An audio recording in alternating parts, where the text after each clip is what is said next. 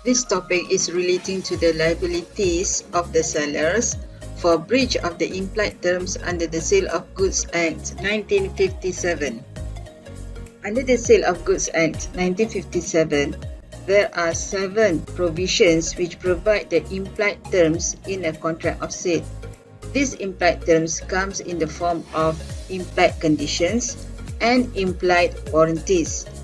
If the seller breach any of those implied conditions and warranties, the seller is liable for breach of contract under the Sale of Goods Act 1957.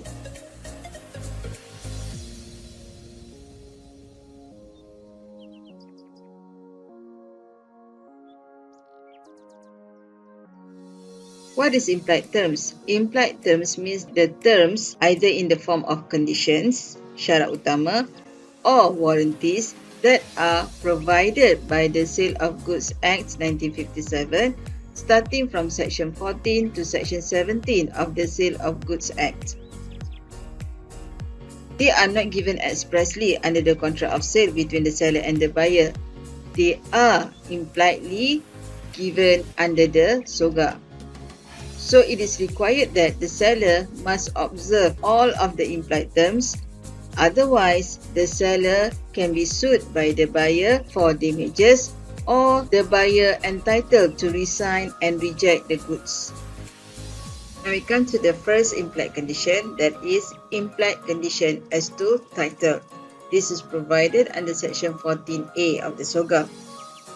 It is a condition that the seller must have the title to the goods. The seller must have the right to sell the goods to the buyer.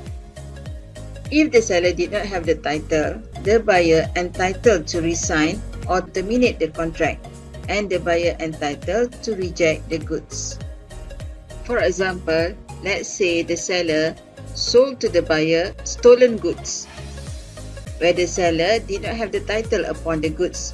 In that case, the buyer will not get any title because the seller himself did not have the title in the first place. So, the seller has breached this implied condition as to title. He sold the goods to the buyer without having title. The buyer has the right to resign or to terminate the contract. The second implied terms is implied warranty as to quiet possession. There is a warranty that the buyer has the right to have possession of the goods quietly, peacefully, without any interference from a third party or even from the seller himself. There should not be any wrongful interference, campur tangan secara salah, by a stranger or third party or even by the seller claiming a right upon the goods. If breached, the buyer entitled to claim damages. Sebagai contoh, katakanlah the seller has sold the goods to the buyer, but after the buyer take possession of the goods, suddenly there is third party who claim that the goods actually belongs to him, or maybe even the seller himself, dia sendiri minta balik barang tu daripada buyer. So seolah-olah buyer tak ada possession of the goods secara peacefully, quietly, kerana ada gangguan dari segi pemilikan barang-barang tersebut. The third implied terms is there is an implied warranty that the goods are free from encumbrances. Maksudnya di sini barang-barang tersebut mestilah bebas daripada sebarang bebanan atau tanggungan. If the seller breach this implied warranty, the buyer entitled to damages. This is provided under Section 14C. Okay, for example, in this case, Stein versus Edwards. In this case, the plaintiff bought a car, but he had to pay off the tax which is still due. It was held that the plaintiff entitled for damages due to the breach of warranty by the seller. Kesimpulannya daripada kes ini, bila buyer beli kereta daripada seller, buyer terpaksa membayar road tax yang tertunggak. Bermakna barang tersebut ataupun kereta tersebut mempunyai bebanan semasa dibeli oleh buyer. Ada tanggungan yang terpaksa dibayar sebelum kereta itu boleh digunakan. So it was held that the plaintiff can sue the seller for damages sebab the seller has breached the implied warranty, that the goods are not free from encumbrances. Maknanya barang tu mempunyai bebanan road tax yang tertunggak. The fourth implied term is there is an implied condition that the goods must correspond with the description by virtue of section 15. Here it means the goods that being sold to the buyer must correspond, mesti sama dengan description, perihal ataupun penerangan pada barang tersebut when it is supplied to the buyer. This is in a situation where, for example, the buyer bought the goods by way of making an order through a catalogue. This is a sample of catalogue where in this catalogue, you make the purchase order by just looking at the description, pictures of the goods from the catalogue. So here it means the buyer make the purchase by way of looking at the description of the goods in terms of the size, in terms of the color.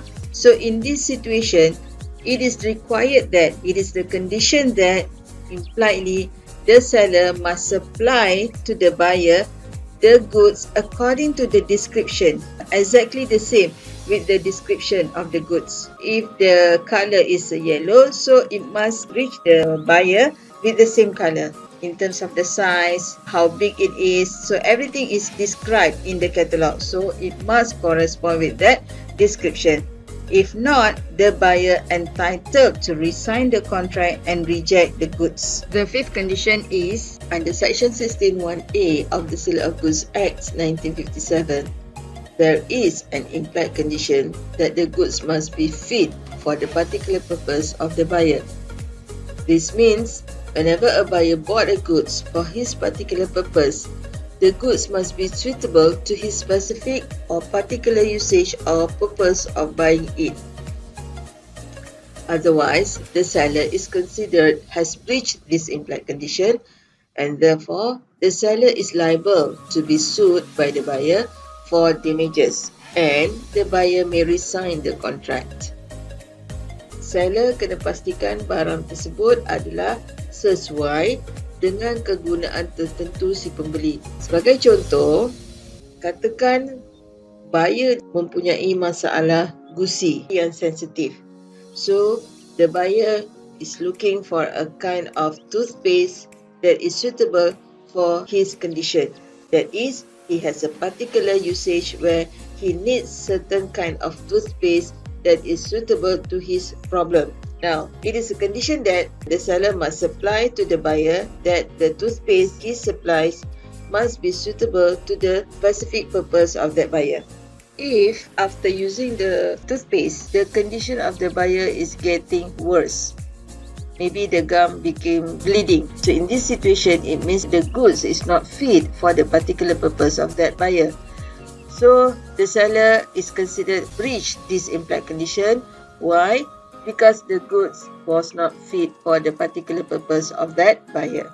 Therefore, the buyer may sue the seller for damages and resign the contract. However, the right of the buyer to sue the seller for breach of this implied condition is subject to the general rule of the common law. According to the general rule under the common law, the buyer is expected to exercise care in making purchases.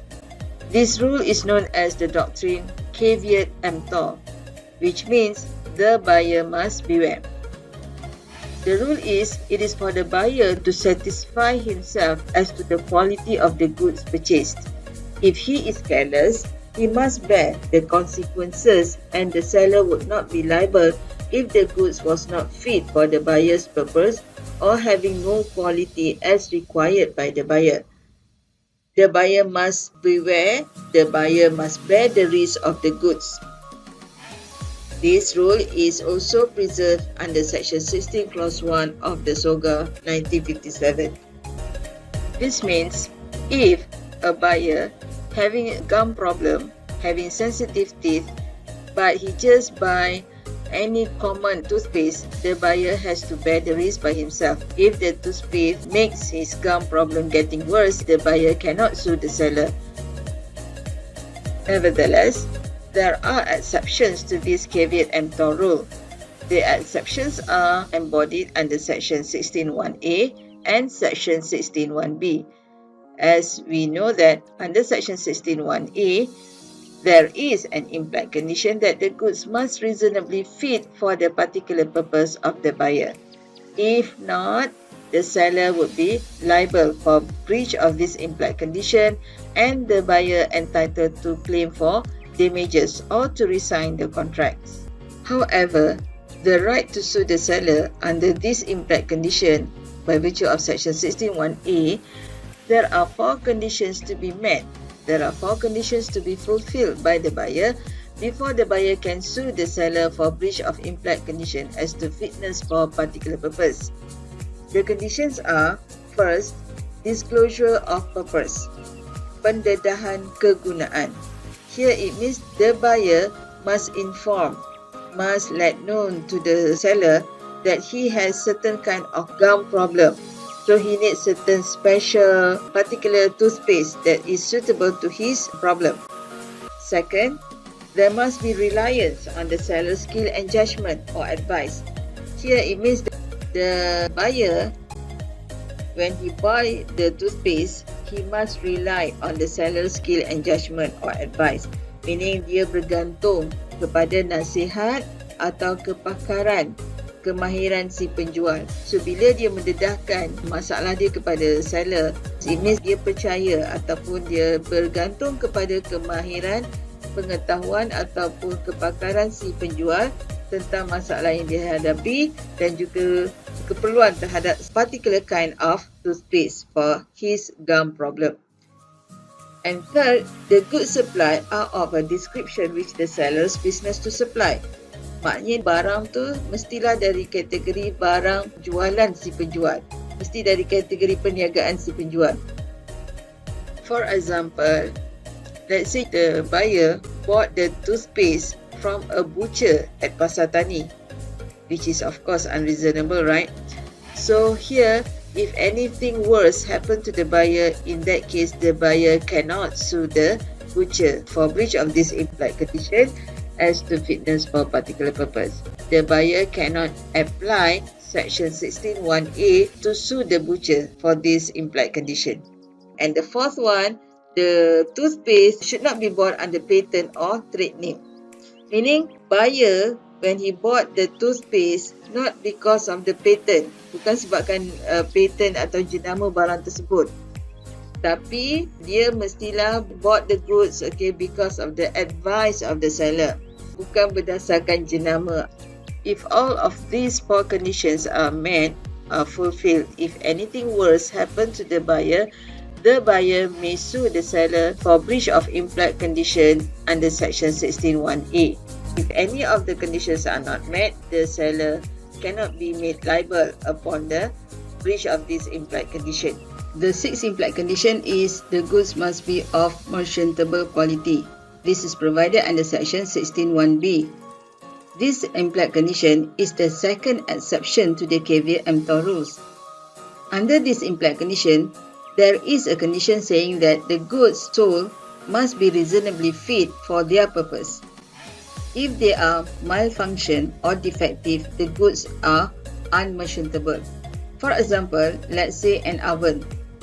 The buyer bought the oven to bake a cake or to heat up food. If the oven cannot bake the cake or even the food cannot be heated up by using that oven, in that case, the oven is defective and therefore the oven is unmerchantable.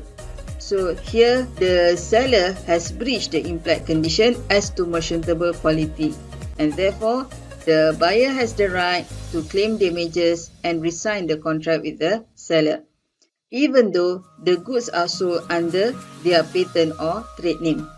And finally, the last implied condition is implied condition in a sale by sample.